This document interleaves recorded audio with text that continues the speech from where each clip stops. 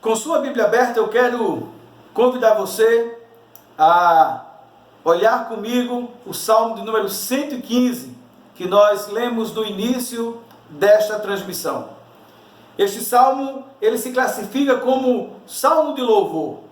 Ele é um daqueles salmos que era lido justamente em uma das festas de Israel, Páscoa, Tabernáculos, Pentecostes, e geralmente ele era lido, e cantado, melhor dizendo, no final da Páscoa, na última refeição, antes do judeu voltar para a sua casa.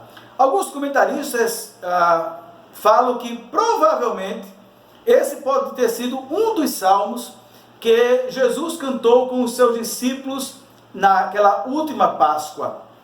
Enfim, nós não temos tanta informação a respeito deste salmo, no que diz respeito à sua autoria, ao seu contexto. Poucas informações temos, a não ser essas que eu acabei de dizer, que eram salmo de louvor, cantado geralmente no final da festa da Páscoa, depois da última refeição, e também que é um salmo pós-exílico, após o povo de Deus ter sido levado cativo para a Babilônia. Então, depois daqueles 70 anos de cativeiro, e os judeus voltam, este salmo foi um dos salmos, então, entoados em louvor ao nosso Deus. O que a gente observa neste salmo em termos de estrutura e ensino? Podemos observar que ele está dividido da seguinte forma. Primeiro, do verso 1 até o verso 8, você vai ter uma comparação entre Deus, o Deus vivo de Israel, e os ídolos. Do verso 9 até o verso 11, você tem um chamado à confiança em Deus. Do verso 12 e o verso 13, você tem uma declaração da confiança em Deus. Verso 14 e 15, uma bênção sacerdotal. E por fim, do verso 16 até o verso 18, você tem uma expressão de louvor ao nome do Senhor. Então, este salmo está dividido basicamente dessa forma. É bem verdade que alguns comentaristas, eles podem até dividir de outras maneiras, mas esta é uma maneira comum também de se ver este salmo. E eu quero lhe convidar para comigo observarmos essas partes e enquanto estivermos lendo o texto, enquanto estivermos vendo essas partes que compõem este salmo, possamos aprender do Senhor e aplicar este ensino para a nossa vida. Então, versículo 1 até o versículo 8, como eu disse, nos fala de uma comparação, nos fala da comparação entre o Deus vivo, o Deus de Israel, o nosso Deus e os ídolos. O versículo 1 vai nos falar que só Deus é digno de toda, não é de alguma, de toda a glória. Olha comigo o versículo 1. Não a nós, Senhor, não a nós, mas ao teu nome da glória, por amor da tua misericórdia e da tua fidelidade. Uma outra tradução, para ficar um pouco mais compreensível, diz assim: não a nós, Senhor, não a nós, mas apenas ao teu nome, ou apenas a ti é tributada toda a glória, por causa da tua misericórdia e da tua fidelidade. É interessante que este salmo, mesmo sendo escrito pelo povo de Deus, reconhece que a glória não é dele, não é do povo de Deus, não é de Israel, não é de ninguém. Só há um a quem a glória deve ser dada, que é o Senhor Deus, Criador dos céus e da terra. E ele mesmo diz que a glória dele, ele não divide com ninguém, porque ele é o Senhor, ele é soberano, ele criou céus, terra, mar, ele sustenta céu, terra, mar, todas as coisas pelo poder da sua palavra. Ele é o único Deus, não há Deus semelhante a Ele. Então o salmista já começa reconhecendo que só Deus é digno de toda a glória. E se você for fazer uma pesquisa, e eu quero lhe encorajar a isso, é bem interessante, separar na palavra de Deus, tanto no Antigo como no Novo Testamento, as vezes em que a palavra de Deus nos chama a tributar a Deus toda a glória. Você vai ficar surpreso quantos versículos nos chamam para adorar o Senhor e a dar ao Senhor a glória que lhe é devida, seja pelos seus feitos, seja pelos seus atributos, seja pelo seu santo nome, seja pelo seu perdão, por sua fidelidade, por sua misericórdia, como aqui nesse texto nos diz. Não a nós, Senhor, mas só ao teu nome se é tributada, dada a glória, por amor da tua misericórdia e da tua fidelidade. Então o salmista aqui ele já inicia nos chamando a glorificar o nome do Senhor. Mas no versículo 2 você tem algo interessante, diz assim: porque diriam as nações, onde está o Deus deles? Sendo esse salmo um salmo pós-exílico, ou seja, um salmo escrito depois do período do cativeiro babilônico, é interessante essa expressão, porque foram justamente isso que os judeus ouviram quando eles estavam no período de cativeiro. Quantas vezes foram perguntados, onde está o teu Deus? Cadê o Deus de vocês, o Deus que abriu o mar vermelho, o Deus que deu vitória ao seu povo? Cadê vocês agora? Vocês estão cativos, vocês são escravos em terra estranha, o templo de vocês foram destruído, a cidade de vocês está destruída, cadê o vosso Deus? É interessante, né, irmãos, que muitas vezes nós ouvimos essas perguntas, ou melhor, esta pergunta. Quando nós que servimos a Deus, quando nós que adoramos a Deus, quando nós que caminhamos com Deus e propagamos o nome do Senhor, e o mal nos atinge, seja a enfermidade, seja o problema no lar, seja até a própria morte. Quantas vezes somos questionados por aqueles que estão de fora e que veem a nossa conduta, enxergam como nós procedemos para com o Senhor, e eles se perguntam, e os mais ousados perguntam até a nós: cadê o Deus de vocês? Cadê o Deus de vocês que vocês tanto servem, tanto cantam? Aonde está o vosso Deus? Talvez você esteja passando por uma situação um tanto difícil na sua vida, e você tem ouvido dos seus familiares, tem ouvido dos seus amigos: aonde está o vosso Deus? Talvez até o próprio diabo tenha sussurrado no ouvido da sua alma: cadê o seu Deus? Aonde ele está? Você que serve tão fielmente a ele. Esta é uma pergunta que parece querer nos diminuir, parece querer nos machucar, mas essa pergunta tem uma resposta digna, que está justamente no versículo seguinte, no versículo 3. A resposta a essa pergunta é: no céu está o nosso Deus, e tudo faz como lhe agrada. O fato de muitas vezes não compreendermos o que Deus faz, não significa que Ele nos abandonou. O fato de muitas vezes não compreendermos aquilo, como Deus está agindo, e por que Ele está agindo assim ou daquele outro jeito, não significa que Ele nos abandonou, que Ele nem, e muito menos que Ele não exista. Pensando que este salmo é um salmo que foi escrito em período pós-exílico, no céu está o nosso Deus e tudo faz como lhe agrada. Se o Senhor, se agradou ao Senhor disciplinar o seu povo, levando ao cativeiro, Ele é Deus.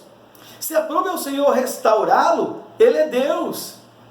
Ele faz como Ele quer. Essa é uma declaração do Deus soberano, do Deus que controla toda a nossa existência, controla a história, controla as nações. E se nós não estivermos agarrados, confiados neste soberano Deus, nós vamos nos desesperar com as perguntas que são feitas, ou com esta pergunta que é feita a nós: aonde está o vosso Deus? Mas quando nós conhecemos o nosso Deus, quando nós, mesmo sem saber os seus caminhos misteriosos para nós, insondáveis, como diz o apóstolo Paulo, nós podemos dizer: no céu está o nosso Deus. Ou seja, Ele governa sobre todas as coisas.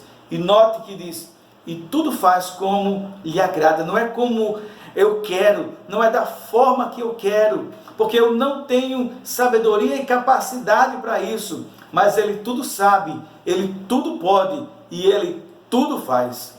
No céu está o nosso Deus e tudo faz como lhe agrada. E então, a partir do versículo 4 até o versículo 8, o salmista aqui, ele vai falar a respeito dos ídolos, em comparação a este Deus vivo e soberano sobre todas as coisas. Olha comigo, acompanhe, por favor, no versículo 4. Se no versículo 3 ele diz que no céu está o nosso Deus e tudo faz, ou seja, Deus age, Deus fala, Deus se move, Deus é vivo. Se Deus faz isso, ele agora vai fazer comparação com os ídolos. Versículo 4. Prata e ouro são os ídolos deles. Deles quem? Desses que perguntam: onde está o vosso Deus? O idólatra, ele precisa visualizar o seu Deus. Aqui tem um outro ponto também interessante, é porque muitas vezes não se compreendia como é que se adorava um Deus que se não via. Essa é uma pergunta também razoável que poderia ser feita. Cadê o vosso Deus? Aonde está o vosso Deus? Porque as nações pagãs, elas fazem para si o seu Deus. Elas precisam visualizar o Deus que eles mesmos constroem. Mas o nosso Deus, Ele é invisível, mas Ele é real. Ele está no céu e governa todas as coisas. Então, por isso que o salmista aqui no versículo 4 diz: prata e ouro são os ídolos deles. Deles quem? Dos pagãos, que não conhecem o Deus vivo. Continuando, versículo 5: tem boca e não falam, tem olhos e não veem, tem ouvidos e não ouvem, tem nariz e não cheiram, suas mãos não apalpam, seus pés não andam, som nenhum lhe sai da garganta. Então, o Deus dos pagãos é um Deus que se vê, mas não é um Deus vivo. O Deus dos pagãos é um Deus que se visualiza, porém ele não fala, porém ele não anda, ele não se mexe. Para ele mover-se daqui para ali é preciso que alguém assim faça. Que Deus é esse? Em comparação ao Deus vivo e verdadeiro que criou os céus e controla todas as coisas e sustenta todas as coisas. E aqui o salmista, pensando que este salmo, como eu já falei, é um salmo pós-exílico que viu agora de perto, de frente, a idolatria, porque ele estava na Babilônia. O que é que acontece? Ele foi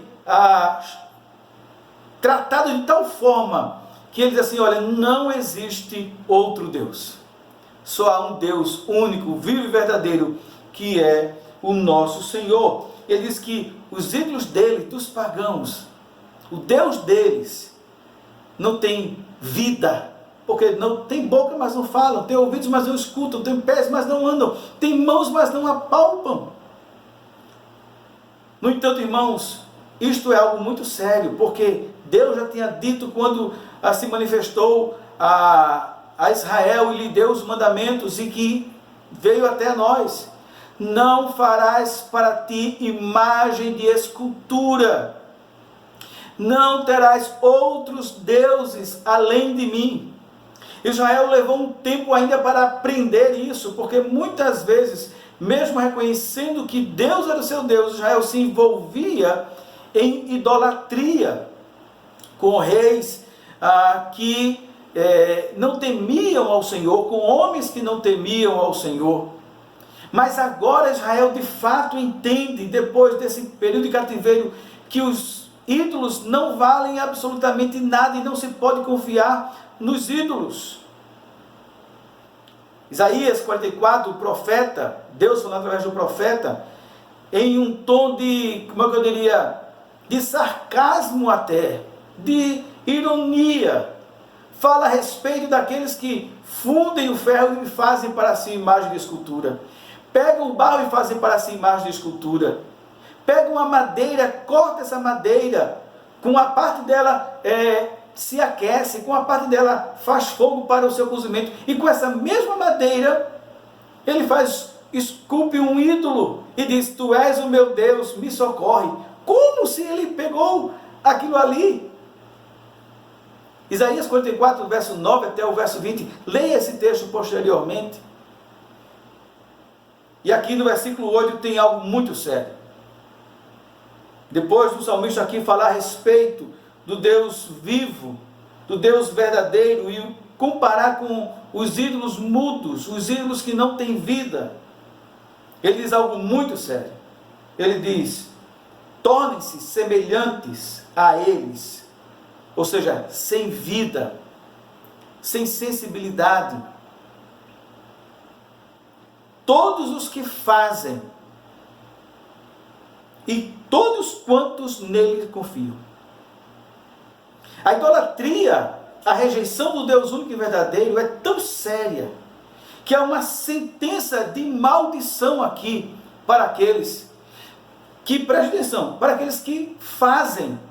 Talvez alguém não seja nem idólatra, talvez alguém não seja, nem se curve diante de um ídolo, mas ganha o seu pão construindo ídolos, vendendo ídolos, encorajando outros à idolatria. A Bíblia diz que tornem-se semelhantes a estes, todos aqueles que fazem, que confeccionam, mas não apenas estes, e também aqueles que confiam nos ídolos, deixando de confiar no Deus único e verdadeiro.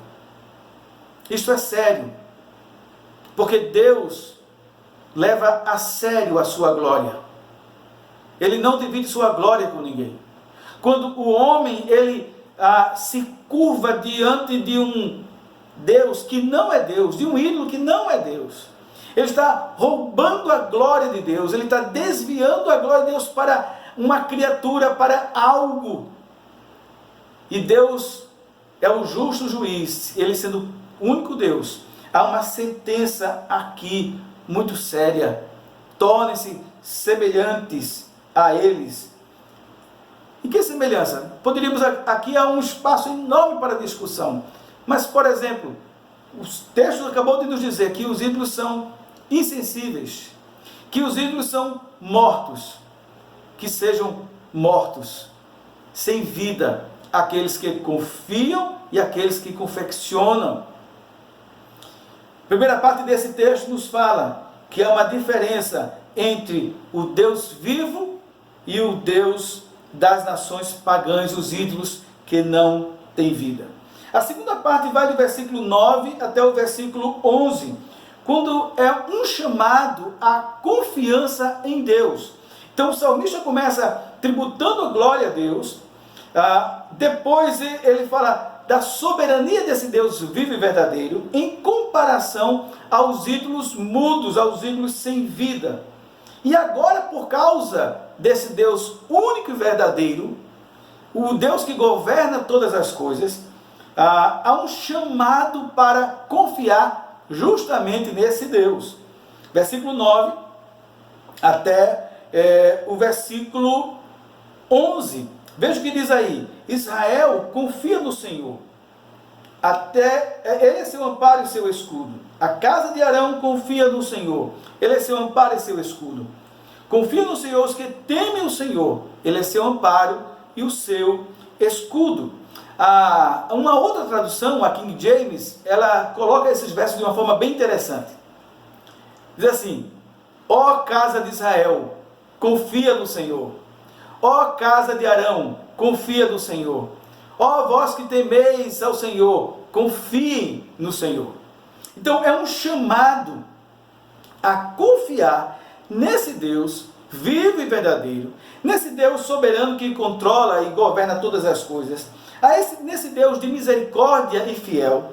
É um chamado a confiar. E quem é chamado a confiar no Senhor? Primeiro aqui nós vemos toda a nação, porque diz, versículo 9, Israel confia no Senhor, ou como eu disse na outra tradução, ó Israel, confia no Senhor.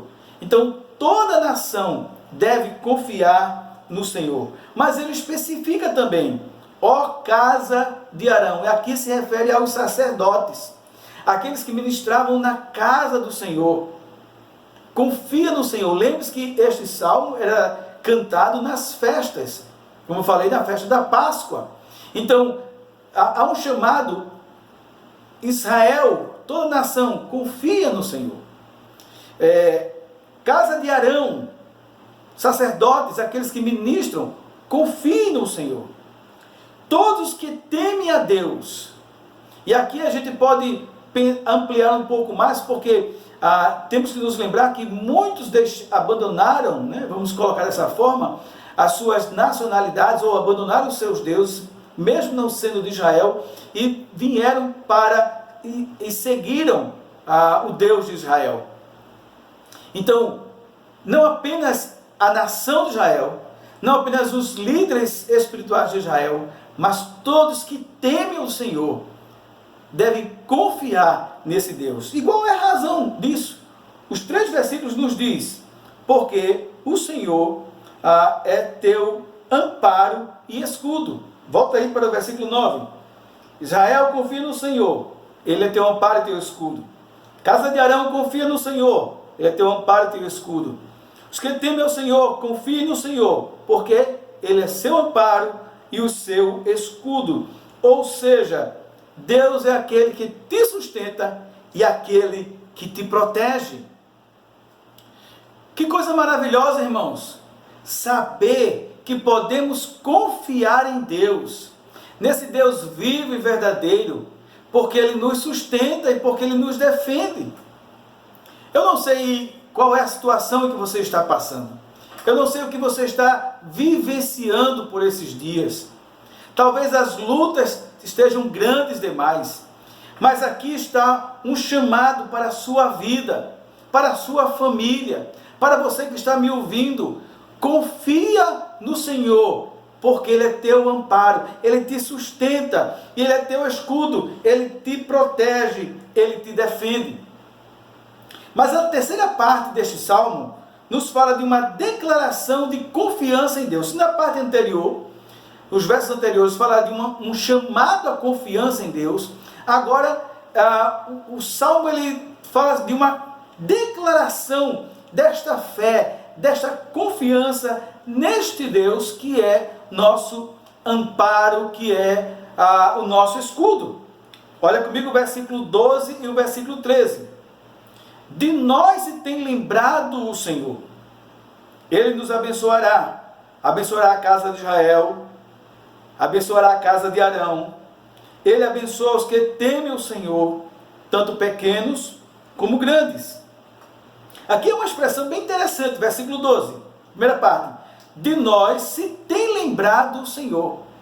É importante entendermos essa expressão, que até se repete em outros textos da palavra do Senhor, que quando diz que de nós se tem lembrado o Senhor, por exemplo, quando Ana está lá no templo e ora ao Senhor, o texto vai nos dizer, o capítulo seguinte, que o Senhor, aliás, o final daquele capítulo vai dizer que o Senhor se lembrou de Ana. A ideia aqui de lembrar não é que Deus se esqueceu, apesar que às vezes temos esta sensação, apesar que às vezes as pessoas querem nos dizer isso, ou o diabo sussurra no nosso ouvido: Deus se esqueceu de você. Não, Deus não se esquece de nós. O fato de estar aqui dizendo que Deus se lembrou, não quer dizer que Deus estava esquecido, mas a expressão que Deus se lembrou de nós é que Deus interviu. Lembre-se, mais uma vez eu quero lembrar aqui, que este salmo é um salmo pós-exílico. Então o que é que o salmista está aqui nos dizendo? Que Deus mudou a situação, que Deus mudou o cenário, que Deus interviu, Deus se lembrou de nós. Esta aqui é uma afirmação daqueles que confiam no Senhor. Deus interveio, e o fato de Deus intervir, o fato de Deus ter se lembrado do seu povo, ter mudado a situação, isso nos garante que podemos dizer que Ele vai continuar a se lembrar e a nos abençoar, porque olha o versículo 12, da primeira parte diz: o Senhor se tem lembrado de nós, tempo presente, Ele nos abençoará. E abençoará quem? Abençoará Israel, a nação, abençoará a casa de Arão, os sacerdotes, e abençoará quem? Todos aqueles que temem o Senhor, tanto pequenos como grandes. Essa expressão, tanto pequenos como grandes, pode estar apontando para tanto aquelas pessoas simples, como aquelas pessoas de alta classe, de alto padrão. Ou pode estar apontando, e provavelmente seja essa interpretação mais apropriada, tanto pequenos, ou seja, tanto os mais novos, como os grandes, ou seja, aquelas pessoas mais velhas. O fato é que esses dois versos aqui é uma declaração da confiança em Deus. E quando nós, irmãos, confiamos neste Deus soberano, nesse Deus que está no controle de todas as coisas, que está no controle desta pandemia, não se esqueça disso, que está no controle deste caos, nós somos chamados a confiar no Senhor. Casa de Israel, casa de Arão, os que temem ao Senhor, confia no Senhor. E porque agora confiamos no Senhor, agora nós podemos declarar: o Senhor tem se lembrado de nós. Irmãos, será que durante esses quase 3 meses de isolamento social, de pandemia, você pode dizer que Deus de fato esqueceu de você? Ou você pode dizer: o Senhor tem lembrado de nós, o Senhor tem lembrado de mim. Eu tenho certeza que o Senhor tem se lembrado de você. Talvez você não esteja nem percebendo, mas Ele tem lembrado de você. Ele tem intervido na sua vida. Ele tem lhe abençoado. E agora você pode dizer, como o salmista diz aqui: Ele se lembrou e Ele nos abençoará. Abençoará a casa de Israel, abençoará a casa de Arão, abençoará todos os que temem o Senhor. Quer sejam pequenos, crianças, quer sejam grandes, os mais velhos, quer sejam pequenos, aquela pessoa simples, de condição simples, ou aquelas abastadas, mas que temem ao Senhor, o Senhor abençoará. Versículo, então, agora, 14 e o verso 15, nós temos uma bênção sacerdotal. Este salmo, como era um salmo de louvor, ele era cantado e ele tinha, vamos chamar aqui, certos intercaladas, no sentido de que ora o povo cantava, ora o sacerdote cantava, né? Então chega um momento em que é agora a vez do sacerdote emitir uma bênção para o povo através deste salmo. E quero que você acompanhe comigo aí o verso 14 e o verso 15, quando diz assim: o Senhor vos aumente bênçãos mais e mais sobre vós e os vossos filhos. Sede benditos do Senhor, que fez os céus e a terra. É interessante esta bênção sacerdotal, porque é uma invocação das bênçãos de Deus. Só aquele, irmãos, que criou céu, terra, mar e tudo que neles há. Só o Deus que sustenta todo o universo com sua palavra. Só o Deus que governa as nações. Só o Deus que governa a história. Que conhece o fim desde o começo, porque foi Ele que ordenou todas as coisas. Só aquele que tem o poder da vida e de tirar a vida. Só aquele que tem o poder de engrandecer e abater. Só este tem o poder de abençoar. Por isso que os sacerdotes invocam a bênção do Senhor e não dos ídolos, porque os ídolos podem nem andar, os ídolos podem nem falar, os ídolos podem nem cheirar, nem apalpar. Como poderá abençoar? Só quem tem o poder e é vivo tem o poder de abençoar. Por isso que aqui há uma invocação da bênção do Senhor, porque só Deus pode nos abençoar. Só Deus. O Senhor vos aumente bênçãos mais e mais. Temos que nos lembrar que essas bênçãos que o Senhor aumenta são frutos da sua graça e da sua misericórdia, não fruto do nosso mérito, mas da graça bendita do Senhor. Só quem confia naquele que criou todas as coisas é quem também pode invocar as bênçãos do Senhor. Então temos aqui duas situações. Primeiro, só Deus pode nos abençoar, e por só Deus poder nos abençoar, só podemos invocar a Ele. Só podemos ir a Ele. Todos nós precisamos das bênçãos do Senhor. Precisamos das bênçãos do Senhor, por exemplo, para esse período, para renovar nossas forças físicas, emocionais, espirituais, para que nos faça provisão.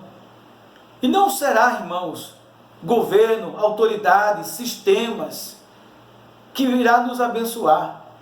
Nada pode nos dar segurança senão o próprio Deus. Nada pode nos abençoar senão Deus. Eu ouvi recentemente em um telejornal anunciando uma reportagem que seria feita a respeito dessa questão da pandemia, que dizia mais ou menos o seguinte: em tempos de insegurança, precisamos recorrer a quem nos pode dar segurança. E aí qual é a resposta dessa reportagem? A ciência. Mas aonde a ciência pode nos dar segurança? Aonde? Quem pode nos dar segurança é Deus. Quem pode nos abençoar é Deus. Não são os ídolos, não são os homens, não é ciência, não é governo. Deus pode até utilizar ciência, o homem e o governo como instrumento, mas a fonte da bênção está no Senhor. Por isso aqui há uma bênção sacerdotal, invocando as bênçãos do Senhor para com o povo de Deus, porque só o Senhor tem o poder de nos abençoar. E então o Salmo termina com uma expressão de louvor, ou uma confissão de louvor. Verso 16 e o verso 17, que diz assim: os céus são os céus do Senhor, mas a terra deu Ele aos filhos dos homens. Os mortos não louvam o Senhor, nem os que descem à região do silêncio.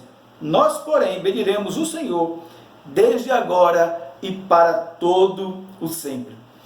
É uma pena que os adeptos da teologia da prosperidade interpretaram totalmente errado o versículo 17, né? Quando diz assim, verso 16, quando diz: os céus são os céus do Senhor, mas a terra deu aos filhos dos homens, no sentido de que os homens é que Deus governa no céu, mas na terra somos nós. E não é isso. Do Senhor é a terra e a sua plenitude. Note, de quem é? Do Senhor. Qual é então o sentido que o Senhor deu a terra aos filhos dos homens? Outra tradução vai dizer: deu aos filhos de Adão. É a ideia lá de Gênesis, quando Deus criou todas as coisas, criou o homem e disse ao homem: dominai, no sentido de administrar, cuidar da terra que pertence ao Senhor.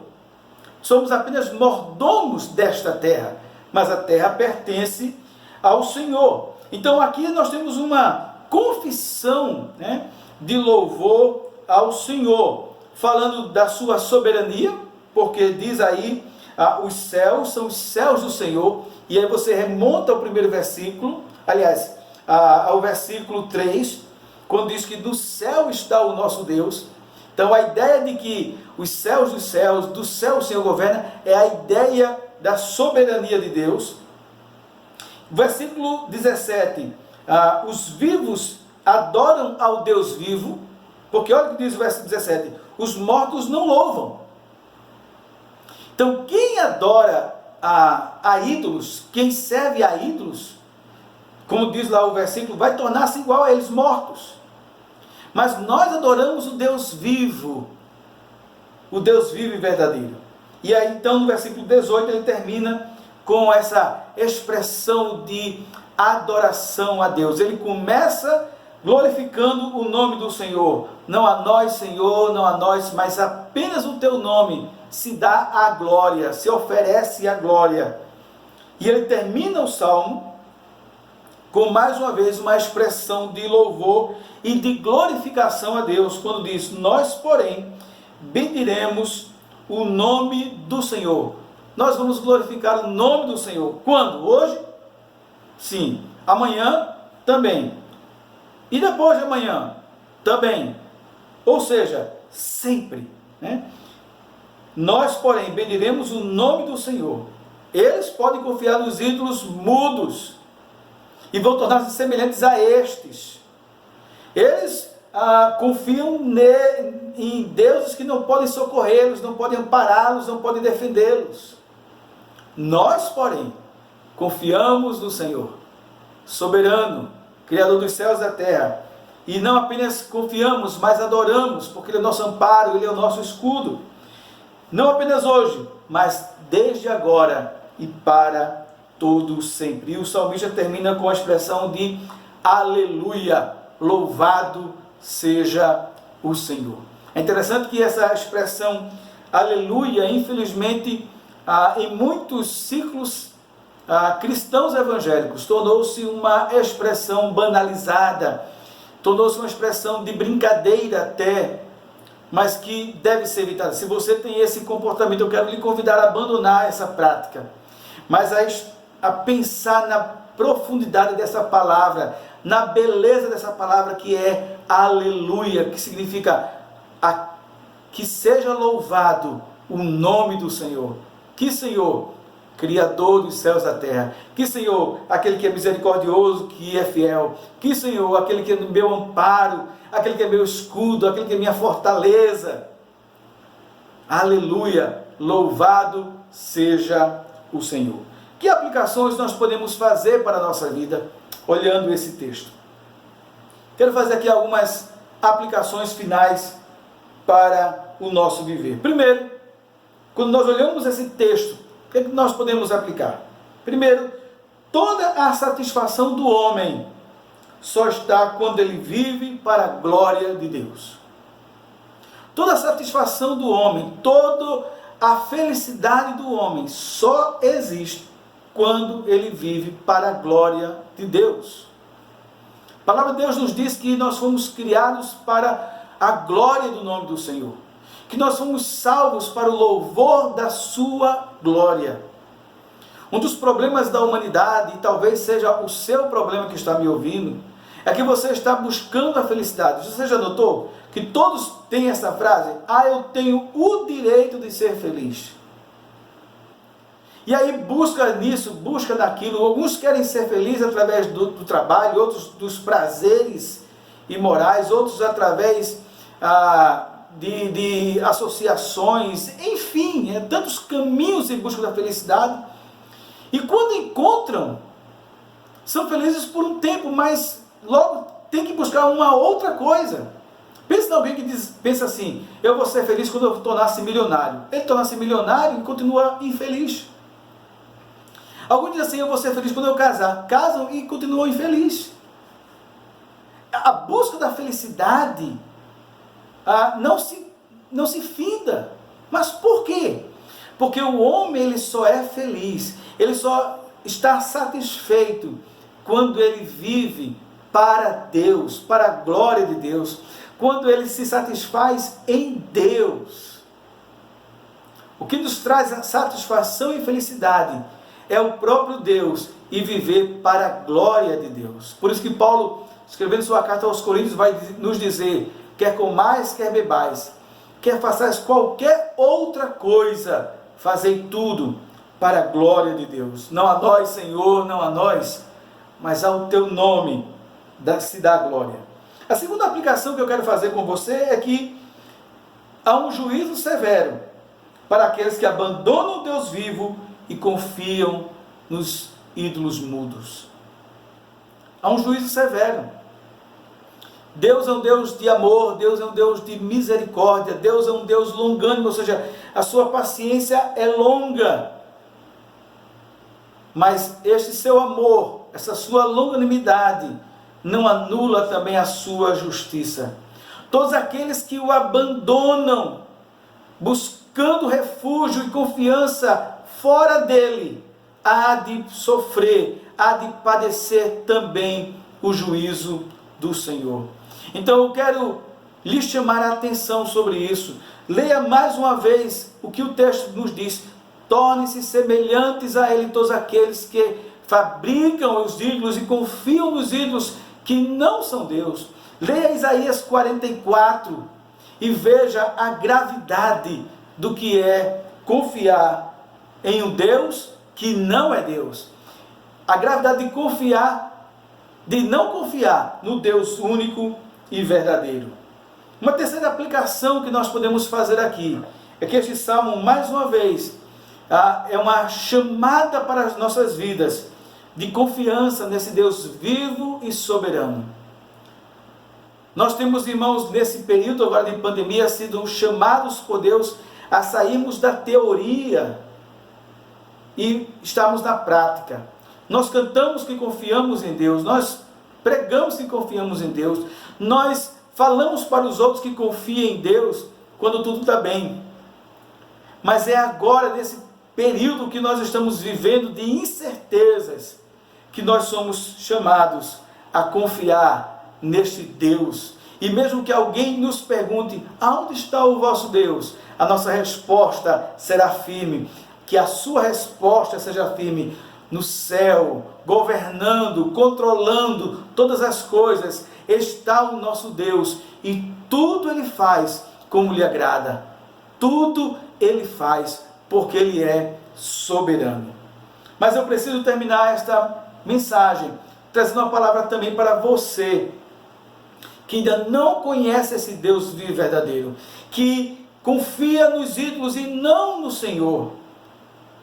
Eu preciso lhe dizer que você precisa viver para a glória de Deus, que você só vai encontrar a razão da sua vida, da sua existência, encontrar descanso para a sua alma inquieta, quando você se refugiar em Deus, quando você tiver satisfação exclusivamente e plenamente em Deus, quando você viver para a glória de Deus.